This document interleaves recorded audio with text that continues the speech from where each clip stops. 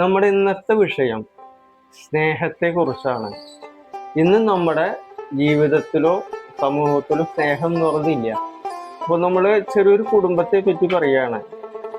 അച്ഛൻ, അമ്മ, മകൻ. മകൻ്റെ കല്യാണം കഴിഞ്ഞു, ഭാര്യ മാത്രമല്ല. അങ്ങനെ അച്ഛനും അമ്മയും അമ്പലത്തിൽ പോയിരിക്കുകയാണ്.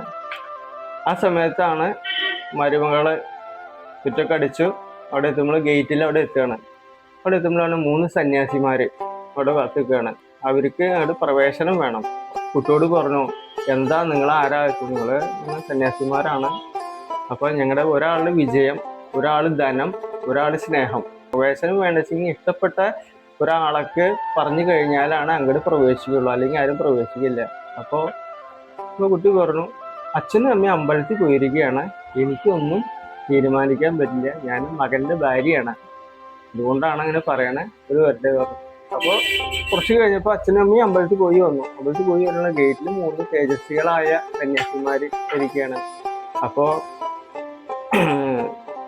മോള് ചോദിച്ചു, മോളെ ഇത് ആരാ അച്ഛൻ? അങ്ങനെ 3 സന്യാസിമാർ നിൽക്കുന്നുണ്ട് അവിടെ.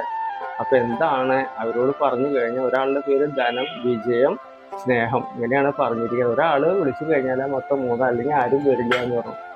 അപ്പോ മകനോട് ചോദിച്ചു, മോനെ ആരോടാ വരാൻ പറയേണ്ടത്? വിജയം മതി എന്ന് പറഞ്ഞു. വിജയം ഉണ്ടായി കഴിഞ്ഞാൽ എല്ലാവരും കാര്യമുള്ളൂ പറഞ്ഞു. അപ്പൊ അമ്മോട് ചോദിച്ചു, ധനം മതി, കാശുണ്ടെങ്കിലേ ഇതുണ്ടാവുള്ളൂ പറഞ്ഞു. അപ്പൊ അച്ഛൻ ചോദിച്ചു, മോളെ നിന്റെ അഭിപ്രായം എന്താ ചോദിച്ചു. അച്ഛാ, സ്നേഹം മതി, സ്നേഹം ഉണ്ടെങ്കിൽ അതുണ്ടായിട്ട് കാര്യം, വിജയം ധനം എല്ലാം ഉണ്ടായിട്ട് കാര്യം, സ്നേഹം ഇല്ലെങ്കിൽ എന്താ? ആ മോളി തന്നെ പോയിട്ട് ഇങ്ങോട്ട് വിളിച്ചോളൂ, സ്നേഹത്തിനെ വിളിച്ചോളൂ, വരാൻ പറയുക. അപ്പോൾ ആരാ സ്നേഹിച്ചെങ്കിൽ അവര് വരിക പറഞ്ഞു. അപ്പൊ 3 സന്യാസിമാരും ഇവരെ വീട്ടിലേക്ക് വന്നു. അപ്പൊ അതാണ് സ്നേഹത്തിന്റെ വില എന്ന് പറയുന്നത്.